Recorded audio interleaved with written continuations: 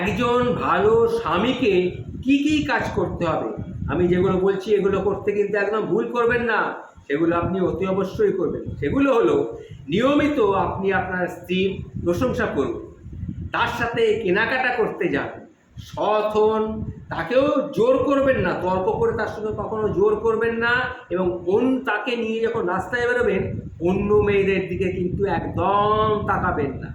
এবং একই সময়ে আরও আপনাকে কি করতে হবে না, তার প্রতি মনোযোগী হতে হবে, তাকে প্রচুর সময় দিতে হবে, বিশেষ করে নিজের জন্য তার প্রতি সময় দিন।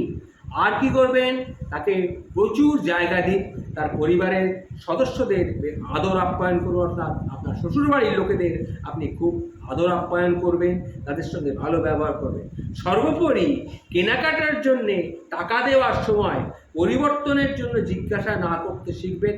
আর কি করবেন, যত নোট তার লাগবে, যত টাকা তার লাগবে, সে বললে কেন নিচ্ছে সেটা আর জানতে চাইবেন না, এতে শুধু দিয়ে যাবে, দেখবেন সব সময় আপনার স্ত্রী খুব খুশি থাকবে।